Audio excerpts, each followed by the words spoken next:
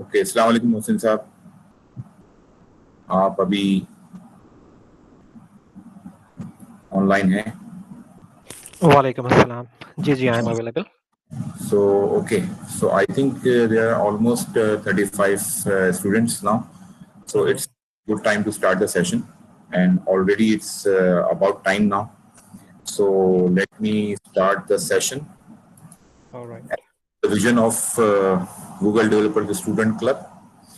Google Developer Student Club is all about helping students bridge the gap between theory and practices.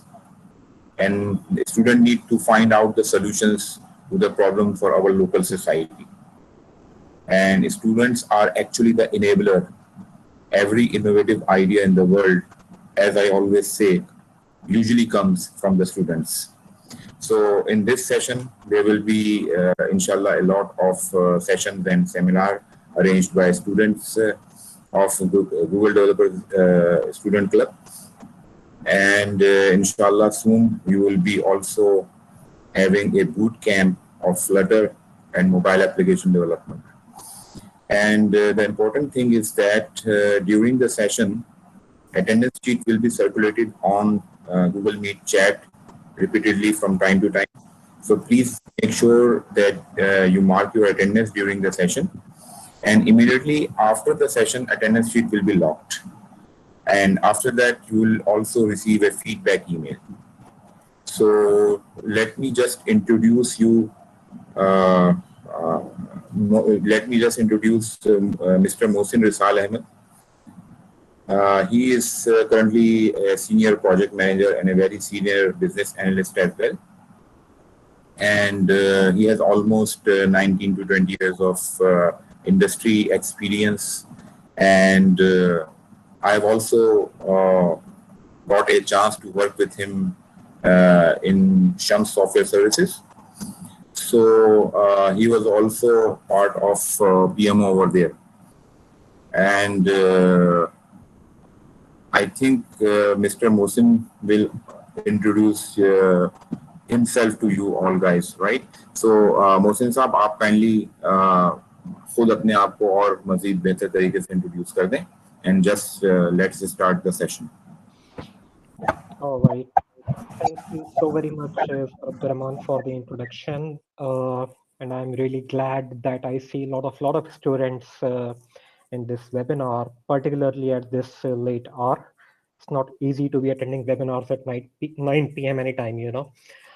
So really fascinating to see this much audience. And I believe that all of them are students apart from you, right? Yes, almost all of them are students. All right, that's great to hear that. As so dear fellow, assalamu alaikum wa rahmatullahi wa barakatuhu. As Sir Abdur Rahman has mentioned that I've been working in the field of project management and business analysis for the last 18 to 19 years now, and I was privileged enough to work with Sir Abdur Rahman in one of my previous jobs, and now it is once again a privilege to be here in front of you and speaking to you all. And the very first thing that I'd like to share about this particular session is that obviously the career path that you guys are going to choose. And obviously, I'm assuming that all of the audience currently, they are like final year students who will be graduating soon, right? Or there are any third year or sophomores as well, Abdurrahman sir? Well, most of them are from the fourth semester. From the fourth semester, that is second year, right? Yes, and also I have also invited all the students, so you can also find final year students over here as well. All right, that is great. So जैसा कि sir Abdul Rahman ने बताया था कि हमारी society का एक integral part होते हैं स्टूडेंट्स, एंड जिस तरह की आइडिएशन और solution to the problems in every society, most of the solutions they tend to come from students, right?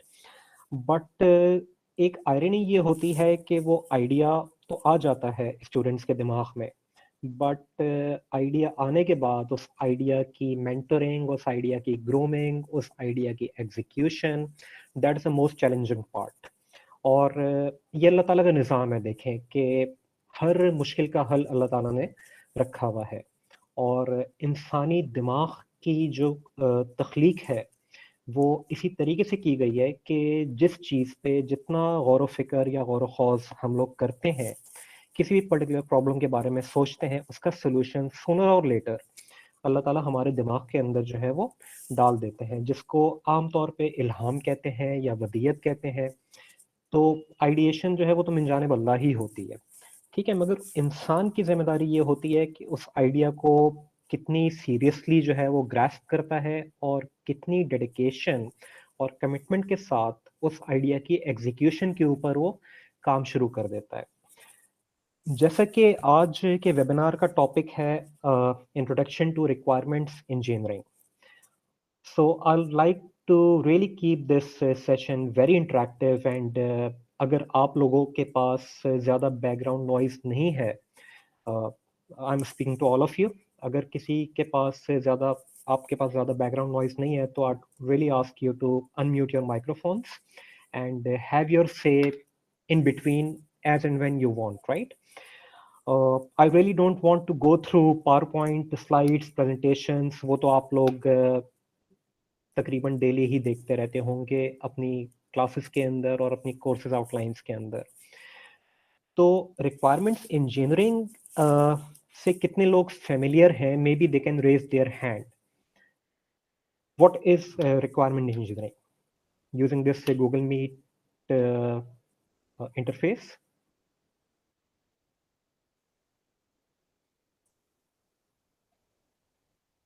One, two, three, four. All right.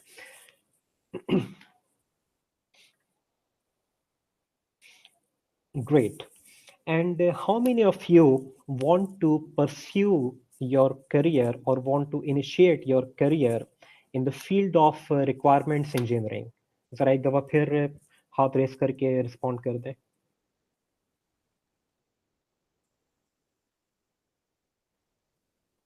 One, two, three, four, five, six. All right. 7. So count is still coming.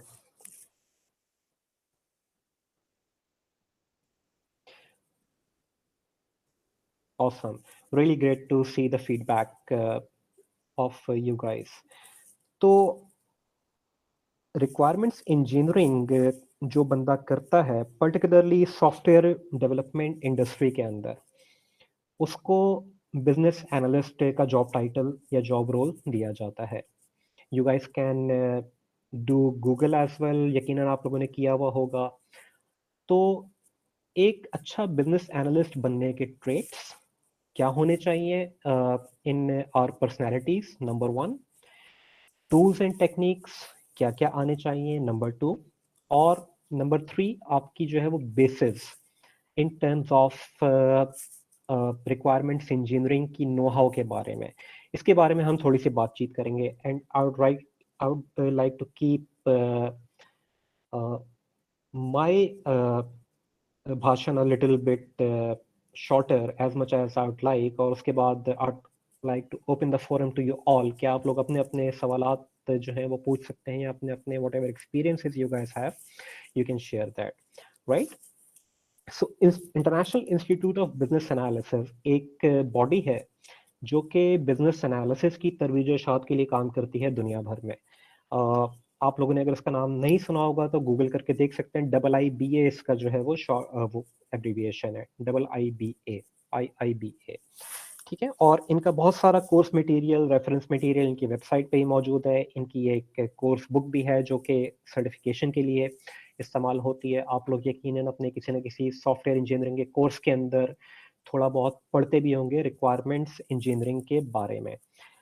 तो जैसा कि webinar के brochure के अंदर कुछ headlines में mention किया हुआ था कि रिक्वायरमेंट सोलिसिटेशंस होती हैं, इंसेप्शंस होती हैं, एलैबोरेशन होती हैं, नेगोशिएशंस होती हैं, स्पेसिफिकेशंस बनती हैं, वैलिडेशंस होती हैं और फिर रिक्वायरमेंट्स मैनेज होती हैं। तो it all starts with an idea, कि इंसान के दिमाग में कोई आइडिया आता है और वो फिर उस आइडिया की एग्जीक्यूशन करने के लिए जो है वो अपनी जो भी तवानाइयाँ हैं वो में इस्तेमाल करना शुरू कर देता है। एग्जाम्पल लेते हैं, हमारे सामने बहुत बड़ी बड़ी एग्जाम्पल्स हैं दुनिया के मशहूर आईटी एंटरप्रेन्योर्स में। बिल गेट्स, स्टीव जॉब्स और फेसबुक का जो फाउंडर है मार्क जुकरबर्ग, उसका नाम आता है, राइट। तो किसी न किसी के जहन में कोई ना कोई आइडिया आया, उन्होंने उसकी एग्जीक्यूशन की और उन्होंने सारी चीज़ें छोड़कर उस एग्जीक्यूशन में फोकस करना शुरू कर दिया। व्हाट्सएप की एग्जांपल लेते हैं, दुनिया की आज की मेरे ख्याल में सबसे पॉपुलर तरीन मोबाइल एप्लीकेशन है। इसका भी आइडिया एक बंदे के पास आया, I don't really recall his name right now. Yahoo का एक फॉर्मर सॉफ्टवेयर इंजीनियर था वो, और उसने एक मोबाइल ऐप बनाने का सोचा। उसने ऑब्जेक्टिव उसका कुछ और था, it turned out to be something else, and now we all know what WhatsApp is, right. तो आइडिया जब आता है तो सबसे पहला काम यह होता है कि उस आइडिया को लिख लिया जाए। जिस तरह मैंने थोड़ा सा बताया था कि इंसानी जहन जब किसी चीज के ऊपर गौर करता है, सोच विचार करता है, तो आइडियाज खुलना शुरू हो जाते हैं। अगर उन आइडियाज को महफूज न किया जाए तो वो आइडियाज जाया हो जाते हैं, ठीक है, क्योंकि इंसानी जहन के अंदर भूलने की टेंडेंसी भी मौजूद है और ये भी मिल जाने वाला ही है ये। तो इसका वर्क अराउंड ये है कि उस चीज को लिख लिया जाए, और जब उसको हम लिखते हैं तो चाहे वन लाइनर हो, टू लाइनर हो, एक पैराग्राफ हो, 40 पेज का डॉक्यूमेंट हो, डायग्राम्स इलस्ट्रेटेड हो, किसी भी शक्ल में उसको लिख लेना चाहिए। तो this is from where the journey starts of requirements engineering, कि किसी के जहन में कोई आइडिया आया, उसने लिख लिया। अब practically how it works in particularly our industry, या जिस इंडस्ट्री में आप लोग 1 साल के बाद, 2 साल के बाद प्रैक्टिकल करते हुए कदम रखेंगे एज प्रोफेशनल्स। हमारे सामने प्रॉब्लम्स कैसी आती हैं कि we have customers, they have some ideas, वो उस आइडिया को ट्रांसलेट करने के लिए सॉफ्टवेयर कंपनीज की तलाश में होते हैं, और इस तरीके से एक कंपनी को कोई प्रोजेक्ट अवॉर्ड हो जाता है, या वो कोई प्रोडक्ट बनाना चाह रहे होते हैं और उसकी तलाश में जो है उसके एग्जीक्यूशनर्स की तलाश में निकलते हैं, कोई सॉफ्टवेयर इंडस्ट्री के अंदर किसी अप्रोप्रिएट फर्म को ढूंढते हैं और उसको अवॉर्ड करते हैं और ये प्रोजेक्ट स्टार्ट हो जाता है। तो बिजनेस एनालिस्ट जो पहला बंदा होता है, जो कि फर्स्ट पॉइंट ऑफ कांटेक्ट होता है किसी भी कस्टमर के साथ। माइंडेड आइडिया आया है कस्टमर के पास, जिसको हमने नाम दे दिया कस्टमर का, वो उस आइडिया की एग्जीक्यूशन के लिए अप्रोप्रिएट वेंडर की तलाश में है, ठीक। तो business analyst is a very first person who is the very first point of contact for that customer, कि जहां पे उससे बातचीत करनी है, उस आइडिया को फाइन ट्यून करना है, उस आइडिया को ट्रांसलेट करना है सॉफ्टवेयर प्रोडक्ट बनाने के अंदर, और उसके बाद ये काम जारी सारी हो जाना है। तो इंसेप्शन का मतलब तो ये हो गया कि भाई आइडिया है किसी के दिमाग में और पहला स्टेप उसने लेके काम शुरू कर दिया। उसके बाद रिक्वायरमेंट सोलिसिटेशन, एलैबोरेशन, ये वाले काम होते हैं। मिसाल के तौर पे मैं अगर आप लोगों से बोलूं कि यार मैं एक एप्लीकेशन बनाना चाह रहा हूँ जो कि एक मैसेंजर एप्लीकेशन होगी, एज्यूम कि व्हाट्सएप अभी एग्जिस्ट नहीं करता दुनिया में, और मेरे जहन में इस तरह का आइडिया है। तो मेरे जहन में आइडिया तो बहुत हाई लेवल है। अब जब मैं आपके सामने आऊंगा और आप एज अ बिजनेस एनालिस्ट मुझसे सवालात करेंगे या मुझसे बातचीत करेंगे, तो आप मेरे आइडिया को फाइन ट्यून भी करेंगे, और मेरे आइडिया की जितनी भी एक्सपेंशन हो रही होगी सॉफ्टवेयर के हवाले से या टेक्नोलॉजिकल पर्सपेक्टिव से, आपकी जिम्मेदारी ये होगी कि आपने उसको डॉक्यूमेंट भी करना है। इसको हम दूसरे लफ्जों में कहते हैं we are trying to define the scope.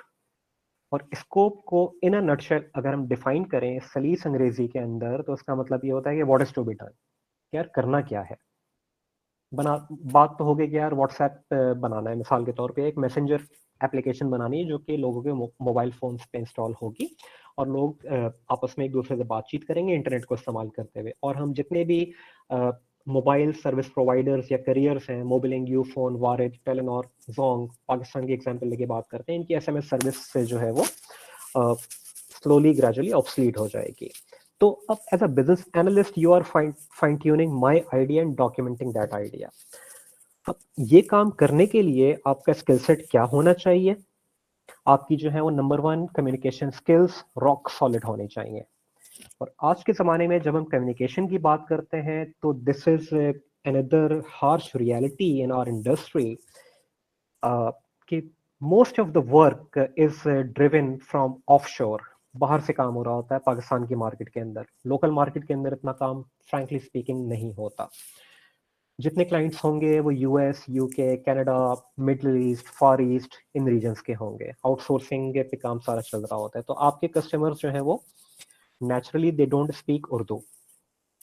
तो उसके लिए नंबर वन आपकी इंग्लिश अच्छी होनी चाहिए, because you are going to be the front face of the company in front of the customer.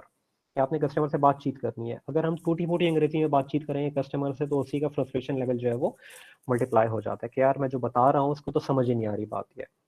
ठीक है, एक तो स्पीकिंग स्किल्स आपकी, दूसरी फिर आपकी लिसनिंग स्किल्स भी, और आफ्टर लिसनिंग आपकी अंडरस्टैंडिंग स्किल्स। कम्युनिकेशंस जो है वो स्ट्रांग होनी चाहिए। And how we define communication, अपनी बात दूसरे को समझाना और दूसरे की बात समझना, दोनों एंड से। It can not be a half duplex mode, जिस तरह हम नेटवर्किंग की टेक्नोलॉजी में बोलते हैं। It has to be full duplex, कि मैं आपसे जो बात कर रहा हूँ वो आपको भी समझ आनी चाहिए और आप जो मुझसे बात कर रहे हैं वो मुझे भी समझ में आनी चाहिए। ये एक इंतहाई बेसिक और इंतहाई इंटीग्रल ट्रेट होना चाहिए एक अच्छे बिजनेस एनालिस्ट का। अदरवाइज जस्ट एज्यूम मैं आपसे व्हाट्सएप बनवाना चाह रहा हूँ और आप जो है वो मुझे पता नहीं क्या बना के दे दें। जस्ट इमेजिन कि मेरी जितनी इन्वेस्टमेंट होगी, एंड माइंडेड इन्वेस्टमेंट का मतलब सिर्फ पैसे नहीं होता, टाइम, एफर्ट, एनर्जीज। और जो बंदा आइडिया लेके काम कर रहा होता है उसका आइडिया चोरी होने के भी बहुत ज्यादा चांसेस बढ़ जाते हैं फिर। ठीक है, आइडिया चोरी होना हमारी सोसाइटी के अंदर तो बहुत कॉमन है, मगर इंटरनेशनल इंडस्ट्री के अंदर वहां पे तो आइडियाज तक को पेटेंट करवाया जाता है कि यार ये मेरा आइडिया है, ये कोई और अब इस पे काम नहीं कर सकता। अगर कोई करेगा तो उस पर लॉ सूट फाइल हो जाएगा और वो बंदा या तो he'll end up in jail या he'll end up in kind of paying me millions and millions of dollars। तो कम्युनिकेशन आपकी जो है वो बिल्कुल स्पॉट ऑन रॉक सॉलिड होनी चाहिए। डॉक्यूमेंटेशन आपकी स्ट्रॉन्ग होनी चाहिए। And when we speak about communication, both verbal and written communications. ठीक है, रिटन कम्युनिकेशंस आपकी ईमेल्स पे भी होती हैं, टेक्स्ट पे भी होती है, स्काइप चैट्स हो रही होती हैं, या गूगल टॉक पे बातें हो रही होती हैं, या आपकी व्हाट्सएप पे बातें हो रही होती हैं कस्टमर से। So you really need to be excellent with your written communications as well. दूसरे लेवल पे बात आती है आपकी एनालिटिकल थिंकिंग की, कि जो प्रॉब्लम आपके सामने प्रेजेंट की जा रही है आप उसको सोच के उसका सोल्यूशन कैसे निकाल रहे हैं। तो एनालिटिकल थिंकिंग इज अनदर की एस्पेक्ट, कि आपने सोचना है उसके ऊपर और आपने उसका सोल्यूशन निकालना है और आपने सारे प्रोज एंड कॉन्स और आपने सारे इफ्स एंड बट्स का एनालिसिस करके पेपर पे लेके आ जाना है। बहुत सारे इफ एंड एल्स आपको जो है वो सोच विचार करके जो है वो डॉक्यूमेंट कर लेने हैं कि यार अगर ऐसा होगा तो क्या होगा, अगर वैसा होगा तो क्या होगा, ये भी हो सकता है वो भी हो सकता है। तो ये सारे scenarios you have to have these things on your paper. और जब आप पेपर के ऊपर इस चीज को लिखना शुरू करते हैं, then comes the power of documentation. Documentation का मतलब सिर्फ ये नहीं होता कि एमएस वर्ड के ऊपर लंबी लंबी जो है वो एसआरएस लिख दी जाए या बीआरएस लिख दी जाए या एफएसडीज लिख दी जाए, लेकिन नाम कुछ भी हो सकता है। सॉफ्टवेयर रिक्वायरमेंट स्पेसिफिकेशंस कह लें, बिजनेस रिक्वायरमेंट स्पेसिफिकेशन कह लें, फंक्शनल स्पेसिफिकेशन डॉक्यूमेंट कह लें, मोर और लेस चीज एक ही होती है। इट ओनली वेरीज कि आप कितना डीप जाके जो है डॉक्यूमेंटेशन कर रहे हैं। और सिर्फ आपने अल्फाज ही नहीं लिखने होते डॉक्यूमेंट के अंदर, आपने जो है वो डायग्रामेटिकली भी चीज़ों का फ्लो बना के प्रेजेंट करना होता है। एंड हियर कम्स जहाँ पे बहुत सारे लोग एज ए स्टूडेंट, जो एक कोर्स पढ़ाया जाता है या एक कोर्स के अंदर एक कंपोनेंट होता है यूएमएल का, यूनिफाइड मॉडलिंग लैंग्वेज, जिसको बस सरसरी जो है वो पढ़ के निकाल देते हैं, बिल्कुल उसकी प्रैक्टिकल इम्प्लीकेशंस या प्रैक्टिकल इम्प्लीमेंटेशंस नहीं करते। या इवन स्टूडेंट लाइफ के अंदर आई वुड फ्रैंकली से दिस के हमारे टीचर्स भी मे बी उस पर ज़्यादा फोकस नहीं करते और सब्सिक्वेंटली हमारे स्टूडेंट्स भी उस चीज़ पे ज़्यादा फोकस नहीं करते द पावर ऑफ यूएमएल के ऊपर या पावर ऑफ मॉडलिंग डायग्राम्स के ऊपर। मॉडलिंग डायग्राम्स देखें कुछ भी हो सकती हैं, सिस्टम का वर्कफ्लो बन रहा है, यूजर जर्नीज बना रहे हैं, प्रोसेस फ्लोज बना रहे हैं, डेटा फ्लो डायग्राम्स बना रहे हैं. It has to be once again, it has to be there whenever we are doing requirements engineering. तो जब UML की बात करते हैं तो फिर बात आ जाती है टूल्स की. ठीक है, बहुत सारे लोग ऑब्वियसली, आप लोग यकीनन अच्छे प्रोग्रामर्स होंगे, बहुत सारे आप लोगों में से, बहुत सारे नहीं भी होंगे अच्छे प्रोग्रामर्स. बहुत सारे लोग ऐसे होंगे जिनकी जो है वो प्रोग्रामिंग के कोर्सेज में जान निकल जाती है यूनिवर्सिटी के कोर्सेज में, जो कि हर प्रोजेक्ट के अंदर अपने सुपरवाइजर को या एक्सटर्नल ज्यूरी मेंबर्स को ये बोलते हैं कि यार मैंने प्रोजेक्ट में ना डॉक्यूमेंटेशन की थी, और नंबर्स तो देखें बराबर बढ़ते हैं सब में, फिर जितने ग्रुप मेंबर्स होते हैं ऐसा ही होता है. मगर डॉक्यूमेंटेशन करना भी जो है वो उसको लाइटली ना रखें. डॉक्यूमेंटेशन अगर हो रही है तो उसके भी बाकायदा जो है वो पूछें जाके अपने सुपरवाइजर से कि if I am doing the right documentation for my project. क्योंकि देखें ये वाली चीज भी बहुत वर्थ वाइल होती है. और वंस अगेन SDLC के अंदर सबसे पहला फेज ही यही होता है. ऐसा ही है, right? Software development life cycle जब हम पढ़ते हैं तो सबसे पहला फेज ही रिक्वायरमेंट्स एनालिसिस का होता है. तो अगर आप पहला बिल्डिंग ब्लॉक अपने सॉफ्टवेयर डेवलपमेंट के अंदर गलत रखेंगे या बहुत लाइटली रखेंगे, या आप बोलेंगे नहीं यार बगैर डॉक्यूमेंटेशन के सॉफ्टवेयर बन जाएंगे, तो आप खुद सोच लें कि you would be heading for a disaster. No matter कितना ही छोटा सॉफ्टवेयर क्यों ना हो, सकता है 10 में से एक सॉफ्टवेयर आपका अच्छा बन के चल जाए, मगर 9 सॉफ्टवेयर आपके फेल होंगे. और उसके फेलियर के फिर मल्टीपल रीजंस होते हैं. इंशाल्लाह ताला अगर आप लोगों से आइंदा भी किसी सेशन में बात करने का मौका मिला तो we will cover those things as well. Mostly वो प्रोजेक्ट मैनेजमेंट के हेड के अंदर फॉल होती हैं. But once again I just want to emphasize the power of documentation and the importance of documentation. और साथ में फिर टूल्स यूसेज के MS वर्ड पे मिसाल के तौर पे डॉक्यूमेंट बनते हैं या गूगल डॉक्स के ऊपर डॉक्यूमेंट बनते हैं. साथ में आपके UML या प्रोसेस फ्लोज या डायग्राम्स बनाने के लिए भी टूल्स हैं, जो कि विजियो है, draw.io है. बहुत सारे ओपन सोर्स मिल जाते हैं अब तो कि आप उनको इस्तेमाल करके प्रोसेस फ्लो डायग्राम्स बना लेते हैं. साथ में फिर आपके वायर फ्रेमिंग टूल्स भी मौजूद हैं अब, कि जहां पे आप अपने सॉफ्टवेयर की स्क्रीन्स जो है वो ड्रॉ कर लेते हैं, राइट? डेवलपर को तो देखें आपने बाद में बताना है, पहले तो आपने कस्टमर के साथ बैठ के उसका आइडिया जो है वो समझना है और उसका एक उसको मॉकअप बना के देना है कि यार देखो आप यही बनवाना चाह रहे हैं ना, और मैं सही समझाऊं बाद में. तो उसके वायरफ्रेम टूल्स पे आप एक एक स्क्रीन बना लेते हैं, एक एक स्क्रीन के अंदर एक एक फील्ड आप लिख लेते हैं. मिसाल के तौर पे एक साइन अप फॉर्म अगर आप बना रहे हैं किसी भी एप्लीकेशन के लिए, कोई ई-कॉमर्स स्टोर बना रहे हैं या कोई वेबसाइट बना रहे हैं जहाँ पे यूज़र साइन अप करेंगे और उसके बाद फर्दर इंटरेक्ट करेंगे, तो साइन अप के लिए आपको 4-5 फील्ड्स चाहिए होती हैं. First name, last name, telephone number, email address, password अगर आप वहीं पे डिफाइन करवा रहे हैं या ईमेल के थ्रू करवाएंगे, या single sign on, sign up with Google या sign up with Facebook, this kind of things. तो इसको एक छोटा सा ड्रॉ कर लेते हैं यूजुअली वायर फ्रेमिंग टूल्स इस्तेमाल करते हुए, कि जहाँ पे जो भी आपके स्टेक होल्डर्स होंगे वो देखेंगे, बोलेंगे यार this is exactly how I want it, या I want to capture some other data, तो उसकी भी फील्ड्स आप जरा यहाँ पे डिफाइन कर दें. फिर आप उसके अंदर पूरा क्लिकेबल एक्सपीरियंस ड्रॉ कर सकते हैं कि यूजर्स जो है वो इंटरेक्ट करते हैं कि अच्छा यार बिल्कुल एक प्रोटोटाइप बन गई है ये मेरी, कि जिसको हम जो है वो यूजर के साथ इंटरेक्ट करवा के मजीद फीडबैक आ सकता है. एंड माइंड इट, आइडिएशन से बात शुरू हुई थी, आइडिया आ रहा है, आइडिया के ऊपर जो है वो एलिसिटेशन हो रही है, फर्दर ब्रेनस्टॉर्मिंग हो रही है, जब बिजनेस एनालिस्ट कस्टमर से इंटरेक्ट कर रहा है, बहुत सारे क्वेश्चन आंसर सेशंस हो रहे हैं, आपके टू एंड फ्रो डिस्कशंस हो रही हैं, डॉक्यूमेंटेशंस हो रही हैं, और आखिर में आप उसको जो है वो नैरो डाउन करना चाह रहे हैं कि यार किसी पॉइंट पे आके we have to lock this, कि यार अब आइडिएशन पे बहुत काम हो गया, now it is time for a translation, कि अब आप रिक्वायरमेंट्स के बाद डिजाइन या डेवलपमेंट फेज की तरफ मूव होंगे as per the software development life cycle, right? तो इंटरपर्सनल स्किल्स की बात की हमने, बिजनेस एनालिस्ट के टूल्स की बात की, टूल्स पे हाथ साफ होना चाहिए, आपकी जो है वो डिटेल्ड ओरिएंटेड होना चाहिए बंदे को, और सेल्फ ऑर्गेनाइज्ड किस्म का बंदा होना चाहिए. ऐसा ना हो कि प्रोजेक्ट मैनेजर बार बार उसको पुश करे या स्टेक होल्डर्स की तरफ से पुश आ रहा हो. रिस्पॉन्सिव होना चाहिए. बहुत सारे ट्रेड्स हैं, आप इसको ज़रा गूगल करके भी फर्दर पढ़ सकते हैं, क्योंकि I am not using any slides over here, I am not presenting any slides. तो आप लोग चाहें तो ये की पॉइंट्स के नोट्स लेके खुद भी जरा सेल्फ स्टडी कर सकते हैं इन चीजों के ऊपर। तो एज्यूमिंगली कि आपकी रिक्वायरमेंट्स इंजीनियरिंग प्रोसेस एक डॉक्यूमेंट की शक्ल में या वायरफ्रेम की शक्ल में, आइडिएशन की शक्ल में लॉक हो जाती है, फ्रीज हो जाती है। अब आपने इसको डालना है एग्जीक्यूशन फेज के अंदर। एग्जीक्यूशन फेज के अंदर क्या होता है? Now you have to explain all the requirements that you have written to the software engineering teams.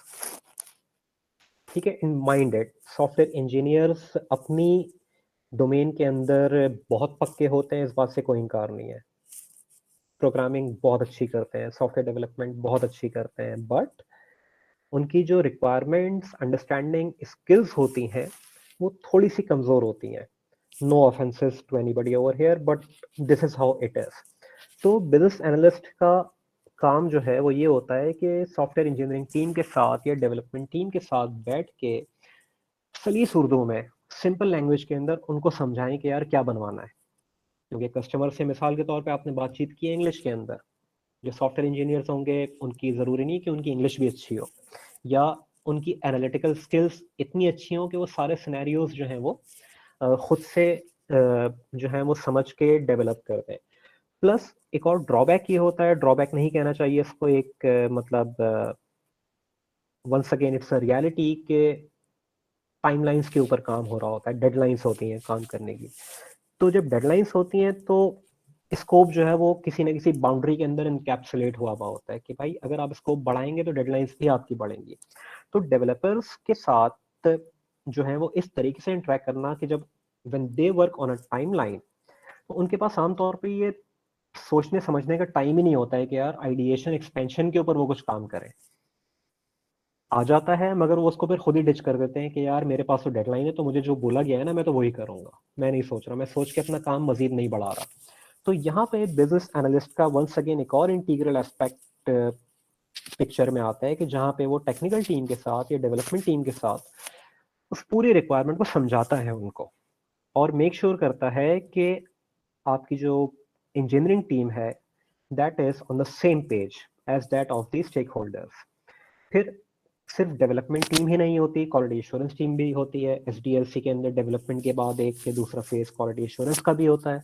अगर हम वाटरफॉल मॉडल के अंदर रहते हुए बात करते हैं तो क्वालिटी एश्योरेंस टीम को भी रिक्वायरमेंट्स एक्सप्लेन करना, इट्स वेरी इजी कि यार मैं डॉक्यूमेंट देख के अपनी जान छुड़ा लो कि यार देखें सारी चीजें मैंने लिख दी, बट प्रैक्टिकलिटी में यही होता है कि it has to be explained, it has to be translated.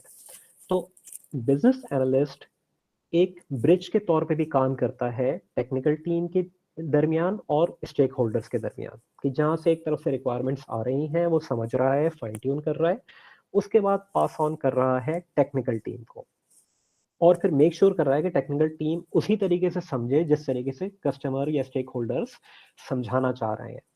तो जो थोड़ी देर पहले हमने बात की थी कि आपकी communication skills both verbal and written, ये आपकी दोबारा पिक्चर में आती हैं। काम खत्म नहीं होता है कस्टमर से डील करने के बाद, इंटरनेट टीम के साथ भी जो है बैठ के बातचीत करनी होती है। क्वालिटी एश्योरेंस टीम को भी समझाना होता है कि यार देखें इसके अंदर फिर फर्दर नेगेटिव सिनेरियोस तो आप ही लोगों ने निकालने हैं, क्योंकि क्वालिटी एश्योरेंस टीम तो इस पर्सपेक्टिव पे काम करती है कि सिस्टम को ताकतवर बनाना है, और ताकतवर बनाने के लिए नेगेटिव टेस्टिंग जो है वो ज़्यादा की जाती है। हैप्पी फ्लो या पॉजिटिव टेस्टिंग तो कोई भी कर लेगा, स्टेक होल्डर्स खुद भी कर लेंगे या डेवलपमेंट टीम या इंजीनियरिंग टीम अपनी यूनिट टेस्टिंग में भी कर लेती है वो। तो जितना अच्छा जो है वो रिक्वायरमेंट्स एक्सप्लेन की जाएंगी क्वालिटी एश्योरेंस टीम को, आपका एंड रिजल्ट उतना ही अच्छा निकलेगा। तो in a nutshell, this is what I wanted to share this with you guys, कि interpersonal skills, communications, language barrier है, इंग्लिश इतनी अच्छी नहीं है, कोई मसला नहीं है। हमारी मदर लैंग्वेज नहीं है, नहीं आती, कोई खुदा ना खास्ता इसके अंदर कॉम्प्लेक्स में आने की ज़रूरत नहीं है। इसके अंदर आपने कोई अपने आप को डिग्रेड करने की ज़रूरत नहीं है, किसी अगले को डिग्रेड करने की ज़रूरत नहीं है। It is just a language. जिस तरह प्रोग्रामिंग लैंग्वेजेस हम लोग सीखते हैं उसी तरह इंग्लिश लैंग्वेज भी सीख सकते हैं, उसी तरह इंग्लिश लैंग्वेज की मास्टरी भी एक्वायर कर सकते हैं। और बल्कि अब तो मार्केट इतनी एक्सपेंड हुई भी है कि यूरोपियन रीजन से जितना काम आता है, आप लोगों को पता होगा यूरोप में इंग्लिश जो है वो मोस्टली इंग्लैंड में ही बोली जाती है, यूके में बोली जाती है। जो दूसरे मुल्क हैं वहाँ पे, जर्मनी, नीदरलैंड्स, यूक्रेन, इन सब की अपनी अपनी लैंग्वेजेस हैं। तो अगर वहाँ से भी आप लोगों के पास इंटरेक्शन की अपॉर्चुनिटी आती है, तो it's always good to invest some time in learning those languages as well, you know. और जिस तरह प्रोग्रामिंग लैंग्वेज सीखते हैं, आई विल रिपीट दैट, ये वाली लैंग्वेजेस भी यकीनन वैल्यू ऐड करेंगी करियर प्रोग्रेशन के हवाले से, where you will be able to interact with the people in their language. देखिए, मैं आपसे उर्दू में बात करूंगा, आपको भी बहुत अच्छा लगेगा। आप मुझसे उर्दू में बात करेंगे, मुझे भी बहुत अच्छा लगेगा। मैं इंग्लिश में बात करूंगा, आधे लोगों को बात समझ में नहीं आएगी, या आधे लोग जो है वो आधी बात समझेंगे, कंप्लीट नहीं समझ पाएंगे। इट्स वेरी नेचुरल, हमारी मदर लैंग्वेज नहीं है, तो इसमें बिल्कुल अपने आप को कमतर समझने की कोई ज़रूरत नहीं। इट इज़ जस्ट दैट, क्या ठीक है, अगर काम करना है तो फिर ये चीज़ सीखनी है। जिस तरह एक software engineer object oriented programming का कोर्स पढ़ाया जाता है उसको, बट प्रैक्टिकली क्या होता है इंडस्ट्री में जब वो आता है, तो सी शार्प के ऊपर काम हो रहा है, या सी प्लस प्लस के ऊपर काम हो रहा है, या PHP के ऊपर काम हो रहा है, या रिएक्ट के ऊपर काम हो रहा है, या आपके स्विफ्ट के ऊपर काम हो रहा है, यू नो, तो जावा के ऊपर काम हो रहा है। एज अ कोर्स, मेरा नहीं ख्याल कि कोई भी लैंग्वेज किसी भी एजुकेशन इंस्टीट्यूट में पढ़ाई जाती है, या अगर पढ़ाई जाती होगी तो वो एक एडिशनल ऑप्शन के तौर पे होता होगा। क्यों? क्योंकि आपकी बेसिक्स ऑब्जेक्ट ओरिएंटेड प्रोग्रामिंग के कोर्स से बना दी जाते हैं। तो it's very easy for you guys to pick up any language as far as software development is concern, right? तो इसी तरह इंग्लिश सीखना या जर्मन सीखना या कोई भी दूसरी लैंग्वेज सीखना, it is really not that tough. एक लैंग्वेज हमेशा बंदा दूसरी लैंग्वेज के थ्रू ही सीखता है। जो भी आपका ट्रेनर होगा वो आपको उर्दू में इंस्ट्रक्ट करके बताएगा, वो आपको जर्मन में इंस्ट्रक्ट नहीं करेगा। ये फिर आपकी अपनी विल पावर पे होता है कि आप कितना स्ट्रांगली अपने पैशन को परसू करते हुए, उस चीज़ की मास्टरी अटेन करते हुए जो है वो अपने ऑब्जेक्टिव्स को लेके चलते हैं। एंड माइंड इट, आज की जिंदगी, आज की तो नहीं कहना चाहिए, बहुत अरसे से ऐसा है ये, since at least I started my career in the field of software project management and business analysis. Mediocre लोगों का ना देखें, सर्वाइवल बहुत मुश्किल होता है किसी भी फील्ड के अंदर, चाहे वो सॉफ्टवेयर इंडस्ट्री हो, चाहे वो मेडिसिन हो, चाहे वो बैंकिंग हो, चाहे वो कोई भी प्रोफेशन आप उठा लें। इफ अगर आप मीडियोकर होंगे, तो जो काम आप आज कर रहे हैं ना, वही काम आप आज से 10 साल बाद भी कर रहे होंगे। और अगर आपको उसके ऊपर इत्मीनान है, तो लेट बी इट। खुदा ना खास्ता, मैं ये नहीं कह रहा इसमें कोई बुरी बात है ठीक है, अगर एक बंदा कंटेंट है, एक बंदा मुतमईन है कि जो वो कर रहा है, तो लेट बी इट।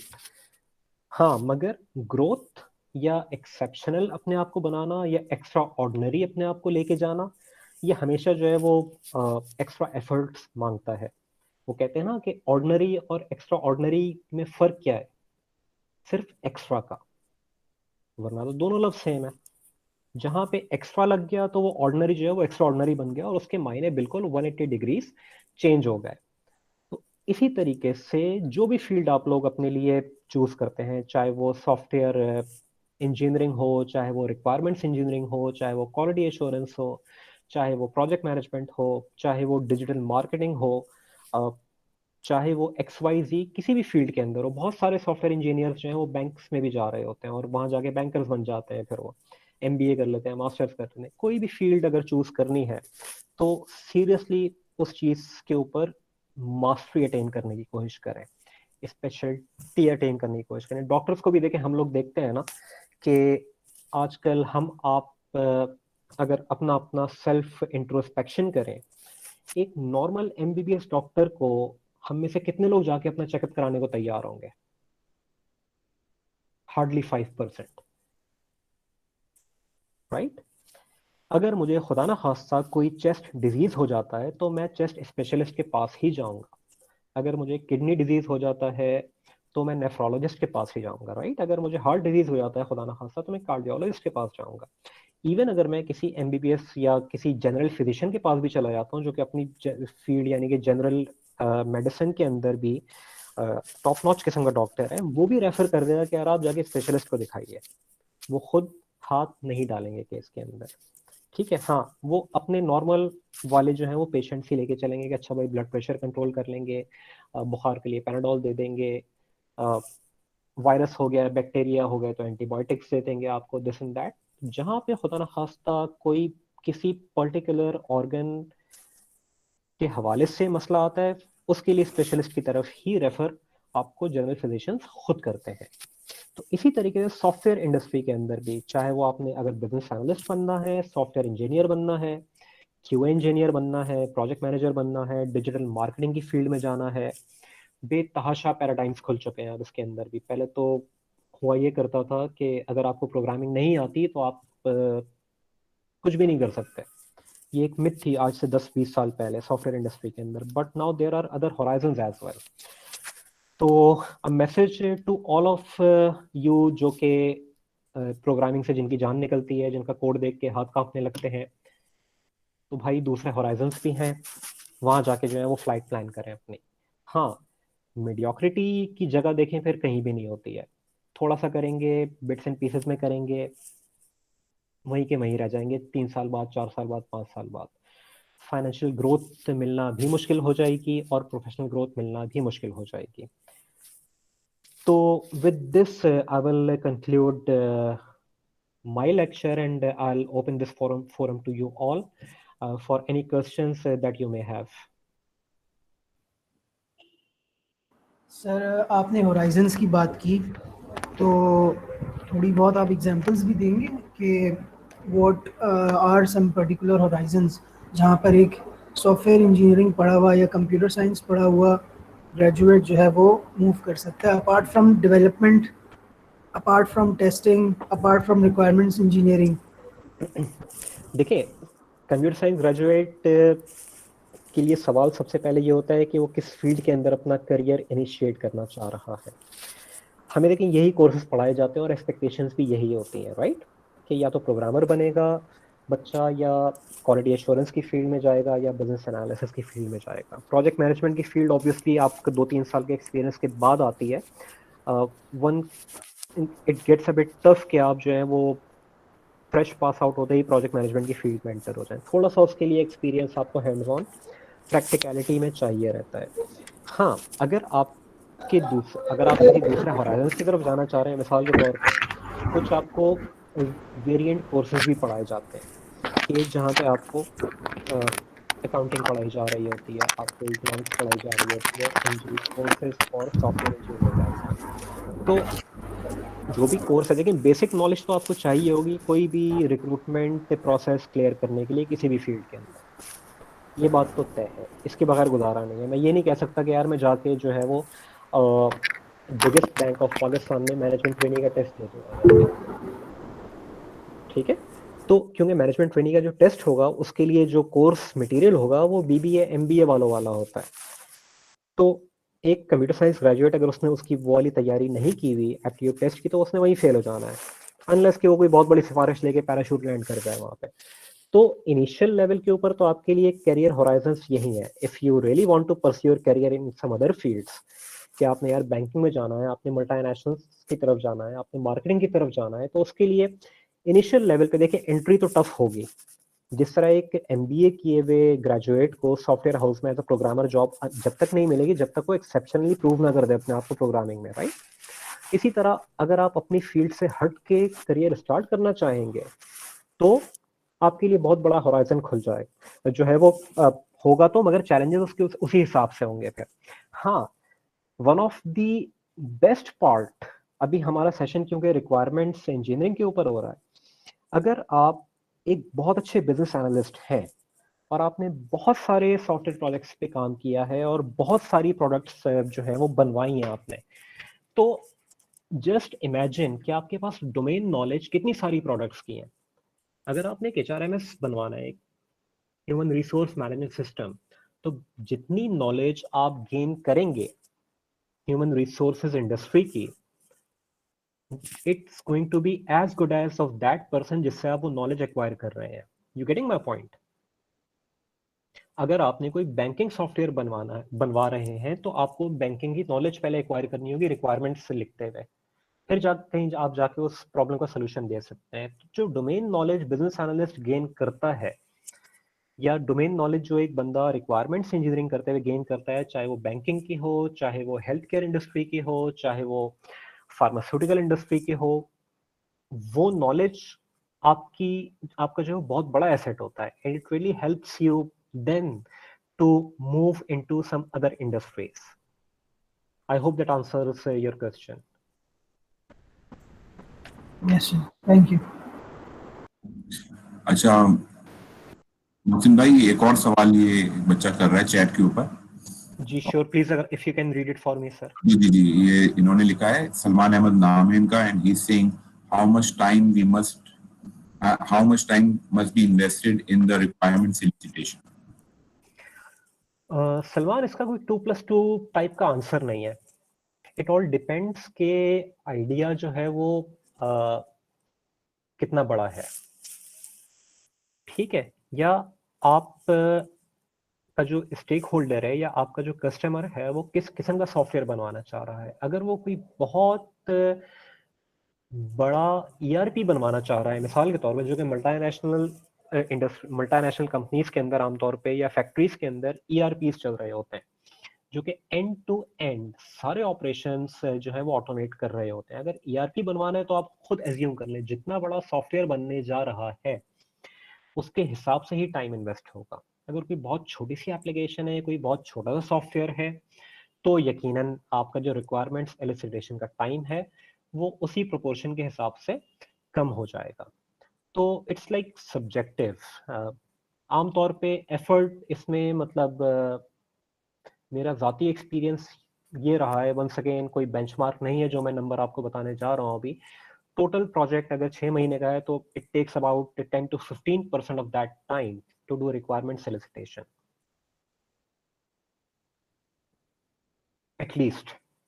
ज्यादा फिर देखें वही चीजें कि जितना आइडिया एक्सपेंड होता जाएगा उतनी चीजें फैलती जाएंगी, उतना फिर टाइम बढ़ता चला जाएगा ऑटोमेटिकली। अच्छा, अब्दुल्ला वली सवाल कर रहे हैं, to what extent is business analyst involved in implementation phase?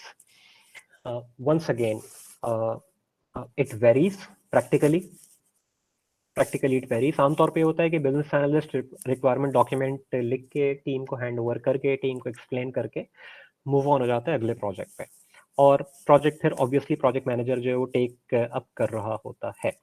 मगर अगर कोई बहुत ही पर्टिकुलर बिजनेस डोमेन है कि जिसमें बिजनेस एनालिस्ट ने बहुत ज़्यादा टाइम इन्वेस्ट किया है उस डोमेन को लर्न करने के लिए, तो फिर आइडियली यही रिकमेंड किया जाता है कि वो towards the project till the project completion जो है वो इन्वॉल्व रहे।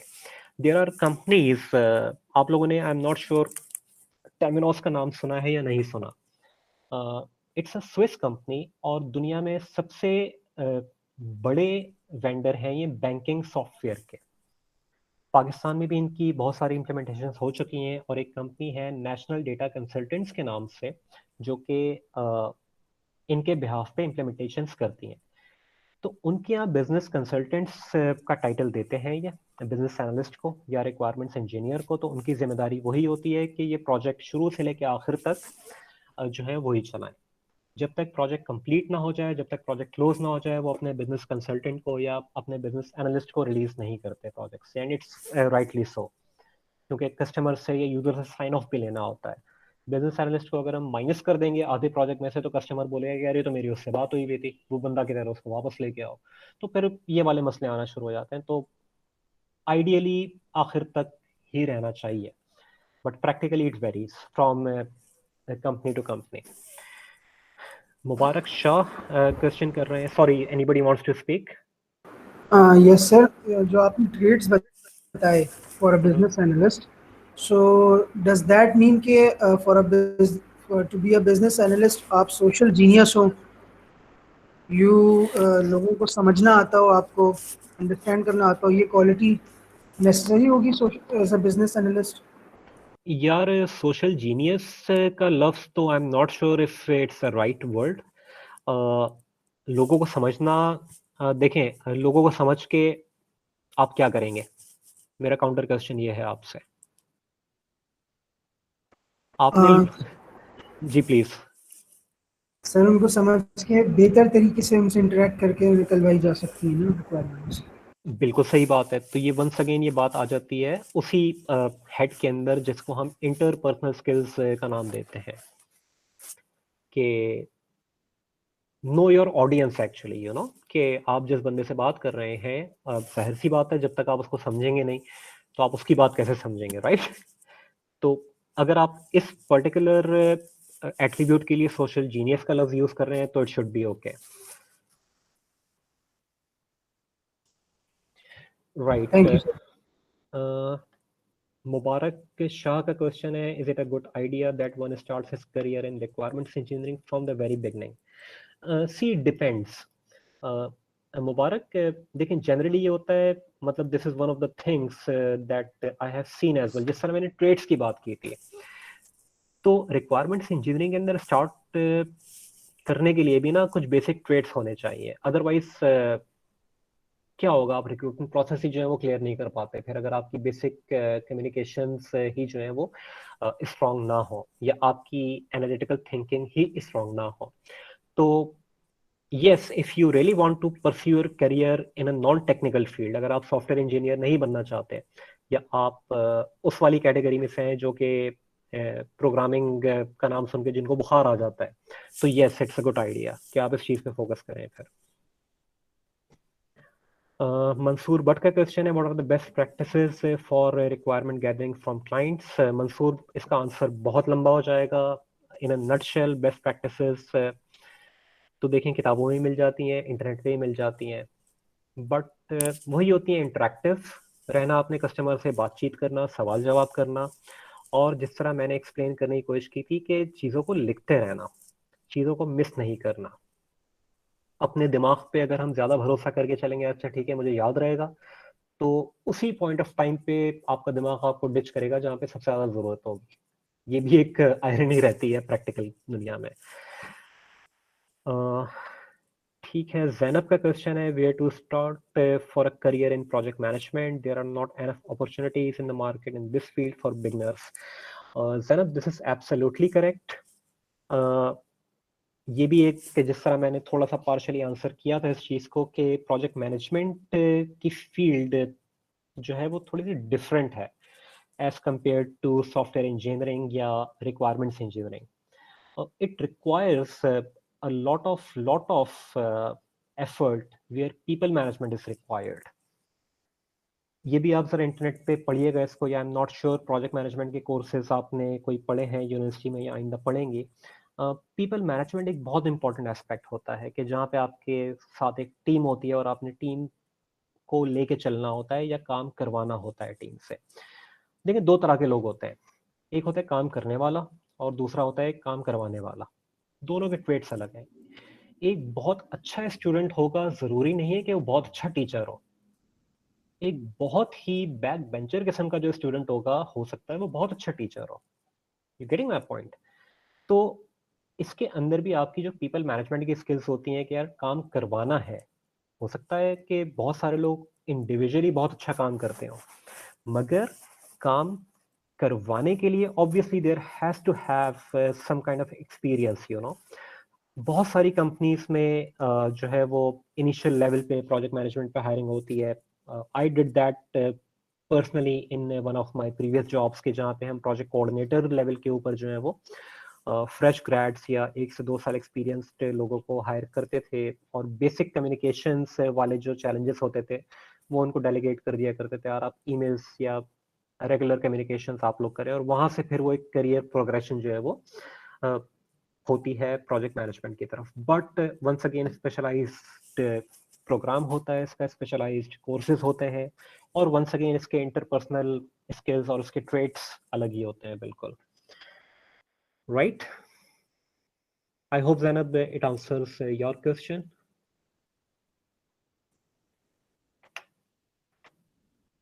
M audible? मेरी आवाज आ रही है? जी आपकी आवाज आ रही है। स्टूडेंट्स, किसी और को कोई क्वेश्चन है तो आप काइंडली आप लोग चैट पे पूछ सकते हैं या इंटरेक्ट पूछ सकते हैं सर से।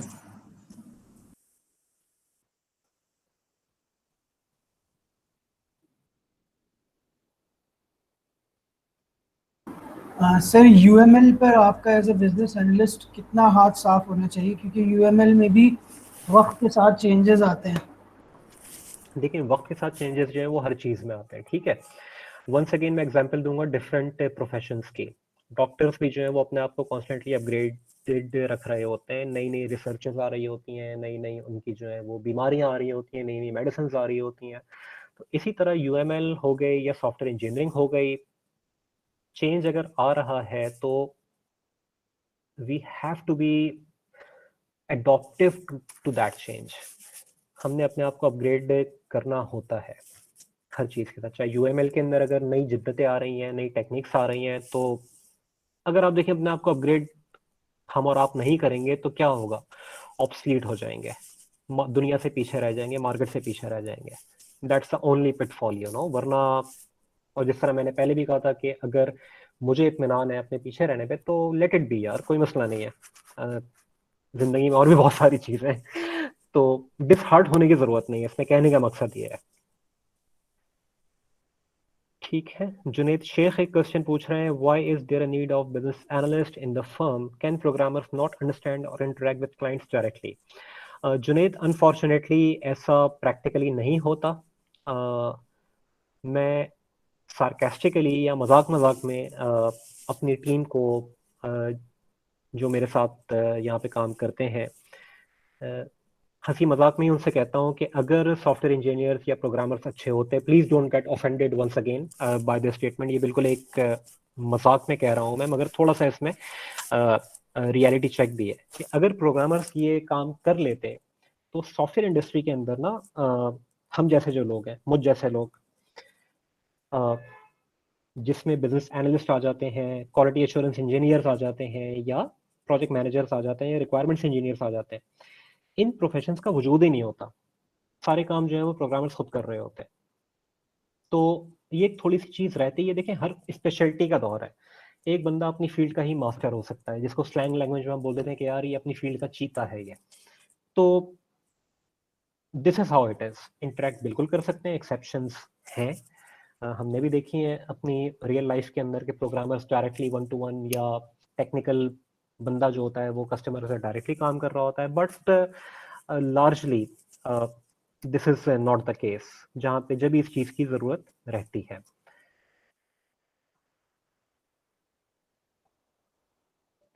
ठीक है जी, एनीबडी एल्स? माइक खोल के सवाल कर लें आप लोग। मुझे लगता है कि पता नहीं समहाउ घबरा रहे हैं, या तो मैं आपकी आवाज सुनना चाहता हूँ, प्लीज।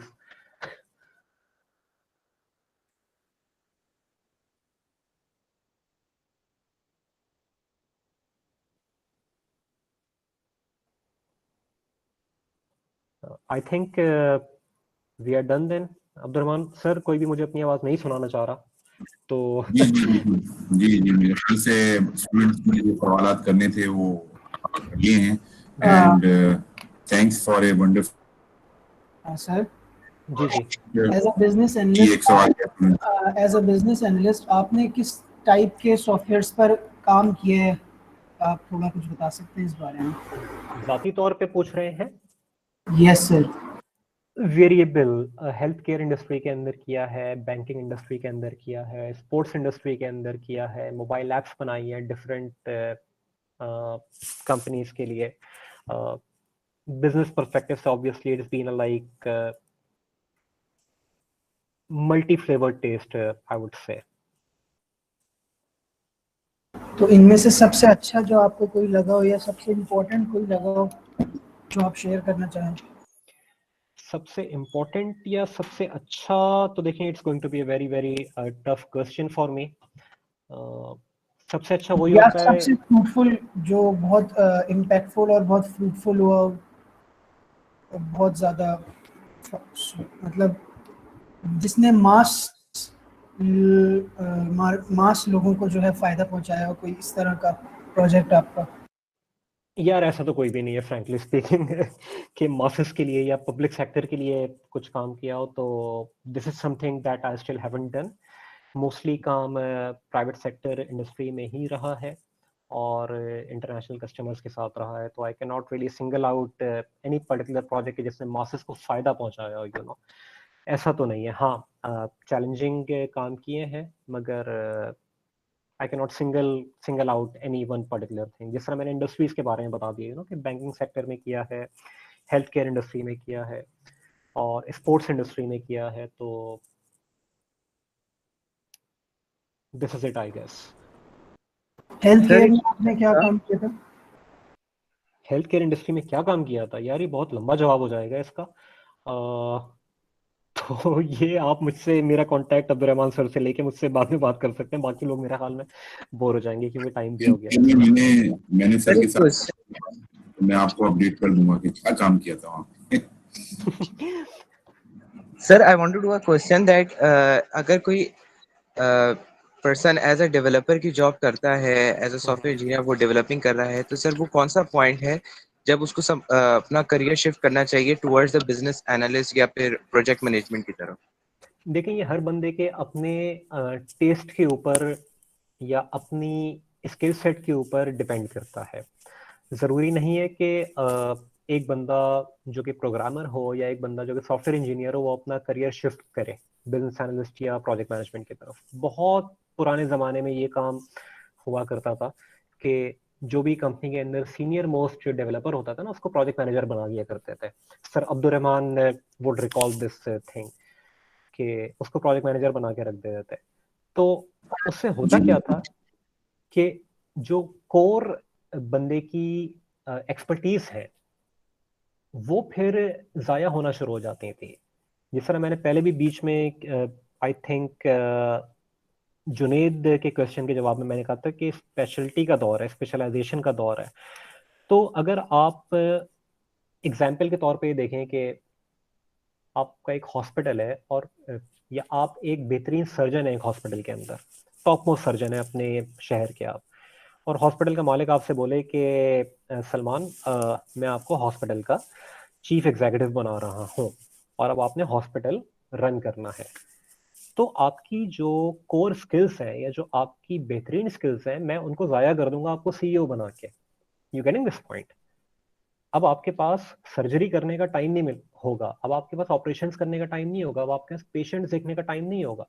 अब आप सारे एडमिनिस्ट्रेटिव कामों में, इंतजामी उमूर में, कॉस्ट बेनिफिट एनालिसिस के अंदर, प्रॉफिटेबिलिटी कैलकुलेशन के अंदर आपका सारा टाइम उधर निकल जाएगा कि मैंने किस तरह अपने हॉस्पिटल को प्रॉफिटेबल बनाना है।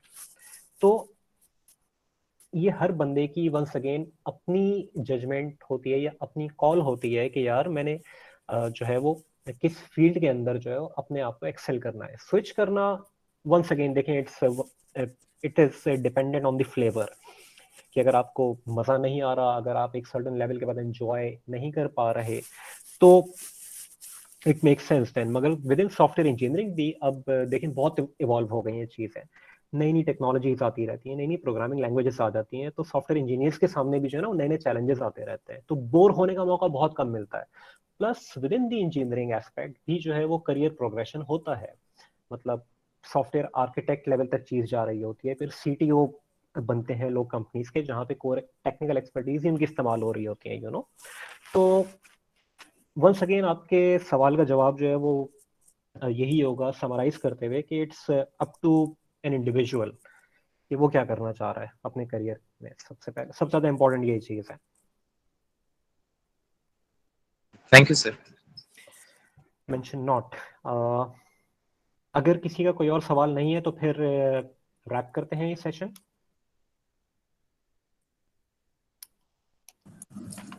सर मेरा एक सवाल है, कैन आई आस्क? जी जी श्योर प्लीज। सर जी जी Abdulrahman please go ahead. Sir AI में बिजनेस एनालिस्ट और क्या कहते हैं, बिजनेस एनालिस्ट और रिक्वायरमेंट इंजीनियरिंग में कहाँ कहाँ आ सकते हैं? आपकी आवाज थोड़ी सी डिस्टॉर्ट हो रही है अब्दुलरहमान। एआई में बिजनेस एनालिस्ट, सवाल जरा रिपीट करें।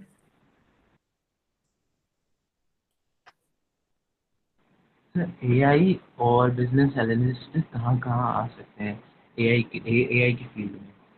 एआई एक की फील्ड समरी में दे। एआई की फील्ड में बिजनेस एनालिस्ट कहाँ कहाँ आ सकते हैं? देखिए, बिजनेस एनालिस्ट एक बहुत क्या कहना चाहिए, जेनरिक और वाइड किस्म का प्रोफेशन है। जितनी भी इंडस्ट्रीज है ना, हर जगह बिजनेस एनालिस्ट होता है। इंजीनियरिंग की अगर हम मल्टीपल एग्जांपल्स लेते हैं, अगर सिविल इंजीनियरिंग है या इलेक्ट्रिकल इंजीनियरिंग है, इलेक्ट्रॉनिकल इंजीनियरिंग है, तो और मैन्युफैक्चरिंग साइड है अगर, तो हर इंडस्ट्री के अंदर, हर फील्ड के अंदर बिजनेस एनालिस्ट होता है। ठीक है। एआई के अंदर मिसाल के तौर पे अगर आप एआई के ऊपर काम करना चाह रहे हैं, मशीन लर्निंग के ऊपर काम करना चाह रहे हैं, तो वंस अगेन रिक्वायरमेंट्स लिखने का जो काम है, मेरी वंस अगेन पर्सनल ओपिनियन ये है कि बिजनेस एनालिस्ट वहां पे हेल्प आउट कर सकता है टेक्निकल टीम को या स्टेक होल्डर्स को।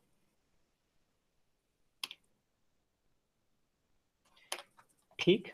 मोहतशम, आपका क्वेश्चन, सॉरी मैंने स्किप कर दिया था, अभी मेरी नजर पड़ी है, आपने लिखा है कि and what would you recommend in them sir.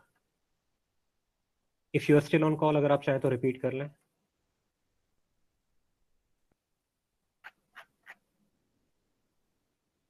Abdul Rahman, आपको जवाब मिल गया अपने सवाल का?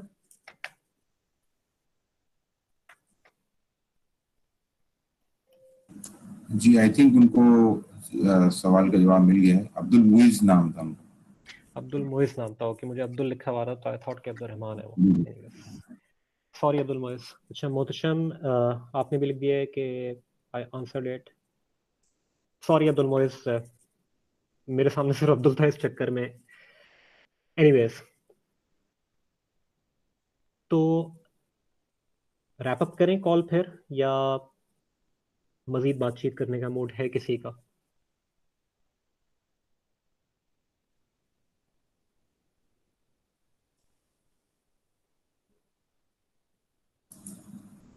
Okay, I guess that's it. अगर स्टूडेंट्स कुछ सब आते हैं तो कर लें, अदरवाइज आप करते हैं। जी, मेरे तो ख्याल में रैप करते हैं, टाइम भी अप हो गया है। जी, टाइम अप हो गया। अच्छा, बहुत शुक्रिया आपका मोहसिन साहब, आप आए यहाँ सेशन को आपने ज्वाइन किया और इतना fruitful, it was a very wonderful session. और स्टूडेंट्स में एक बात और बताऊं कि मोहसिन साहब जो हैं हमें नेक्स्ट वीक प्रोबेबली 8 तारीख को आप डेव डे में आएंगे, राइट? एम आई जी राइट? जी, इंशाल्लाह तो ये 8 जो है डेवलपर डेवलपर डे जो है। डेव डे में इंशाल्लाह इनवाइटेड है। तो आप अगर आप लोगों में से कोई इनसे वैसे भी अगर मीटअप करना चाहता है तो वो डेव डे के दिन आप इनसे मिल सकते हैं। तो इंशाल्लाह इनसे मुलाकात रहेगी। इंशाल्लाह। ठीक है, सो thank you students, kindly mark your attendance before you leave. I have floated the attendance sheet URL on the chat. I'm once again floating it again that you can mark it. And thank you so much, Mohsin Saab, for joining us. And we had a wonderful session today. Thank you. Mention out Sir Abdurrahman, and thank you so very much for inviting me and providing me with an opportunity to speak to the students. And thank you all, guys, for being present and listening to me and interacting with me. It was really, really fascinating experience for me. And inshallah ta'ala, I hope to see some of you or maybe all of you on 8th of April. Right then. ठीक है Okay, sir thank you. Abdurrahman, इजाजत। जी, बिल्कुल ठीक है। बहुत शुक्रिया आपका। ओके जी, लेट्स साइन ऑफ। अल्लाह हाफिज। ओके, अल्लाह हाफिज, अस्सलाम वालेकुम रहमतुल्लाह। वालेकुम अस्सलाम वरहमतुल्लाहि वबरकातुहू। Okay, thank you all. बहुत शुक्रगुजार हूँ और सारे स्टूडेंट्स का कि आप लोगों ने सबने सेशन को अटेंडेडली सुना और इसमें क्वेश्चंस किए, इसको इंटरेक्टिव रखा। So thank you all for joining the session. Okay, अल्लाह हाफिज। अल्लाह हाफिज़। अल्लाह हाफिज़ सर। अल्लाह हाफ़िज़। ओके सर, अल्लाह हाफिज़।